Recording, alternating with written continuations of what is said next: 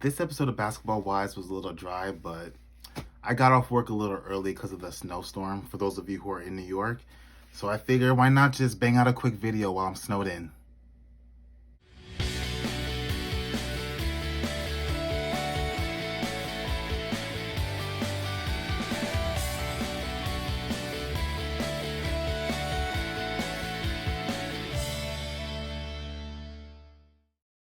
So Jackie moved to Sacramento and she is living healthy. She is juicing everything.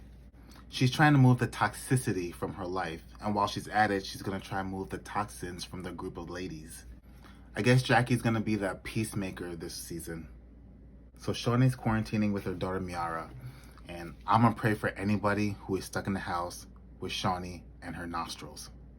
Shawnee's daughter looks so unhappy to be shooting scene with her. She literally walks away while Shawnee is talking. I thought it was so funny. So Kristen moves to Atlanta to be on the show, and she introduces Malaysia to Montaria Robinson. For those of you who don't know, Montaria Robinson is an activist in police brutality. And I thought this discussion she had with Malaysia was so important. I think she really needed it, considering she lost her brother. I think she really needed it for her healing. Listening to Montaria talk was so uplifting. Y'all, it was so uplifting. She is so smart. Malaysia asked her how can she get involved and feel like she's making a difference. Montaria explains to her she can get involved by voting. They're trying to push this bill that abolishes police brutality. So there are ways to get involved. You just have to be involved in your community, be involved in local elections. So next, Ev invites most of the ladies to the mansion. And Phoebe says she doesn't know if she's going to get the nice Jackie or the cuckoo Jackie. You're going to get the real Jackie. How about that, bitch? In my opinion, Jackie's never changed. She's been the same since season 1. Batshit crazy. She called me some name out of a book from the 1870s or something. Like, what? I never even heard of what? Shakespeare? Really, Phoebe? You've never heard of Shakespeare? You didn't go to 8th grade English class? Romeo and Juliet?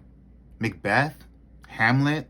A Midsummer Night's Dream? Oh my god, get the fuck out of here. There's so many Shakespeare classics that I was forced to read in English class. And you're telling me you never heard of Shakespeare? Like, I know you was ignorant, but damn! I guess I shouldn't be surprised of your lack of education, Phoebe. I heard they don't send books to the Bronx Zoo.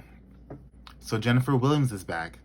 And I've never been a fan of Jen, but she looks good this season. She looks really good. Apparently COVID looks good on her, because Jen's been traveling, partying, living her best life. She has not given a shit about COVID. So Jen and Kristen talk about how Jen's ex stole her Range Rover.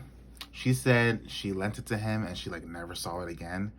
And Jen says she's going to write a documentary on all the shit he put her through. That's a good idea. Good for you, Jen. Now that's how you turn a bad situation to a good one. You better cash in. Maybe I should write a documentary. So Jackie decides to get a separate mansion, and she invites Jen and OG. And Lord, Kristen is so giddy when Jen tells her that OG is coming.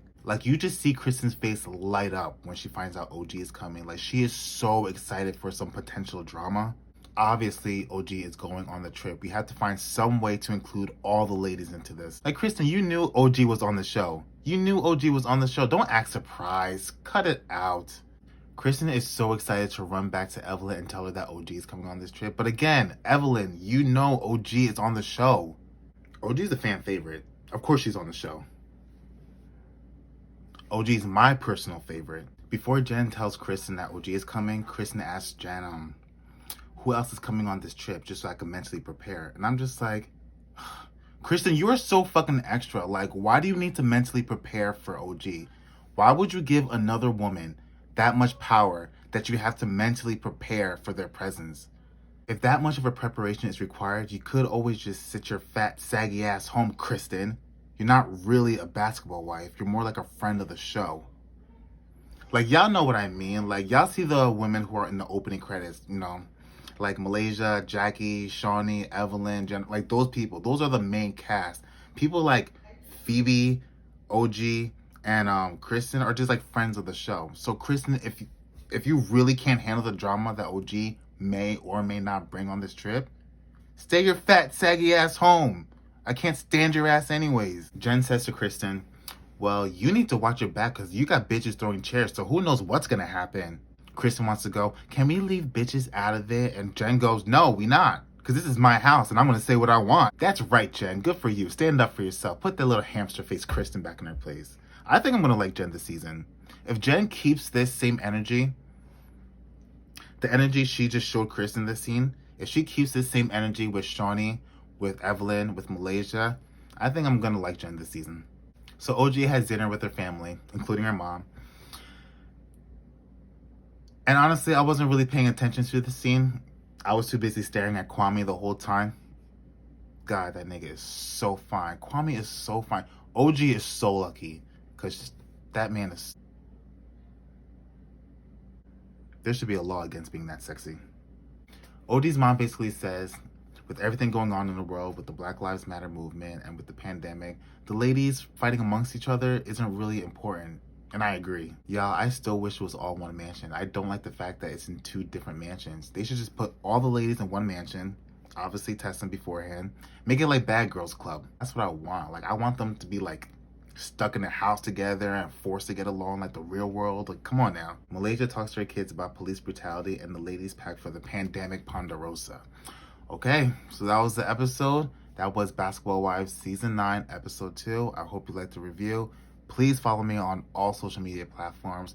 I just recently changed my handle. It was Play My Music 92. I'm changing it to Look for Eden. I think it's just simpler. It has my name in it. So follow me on all social media platforms, and I'll see you at the next one.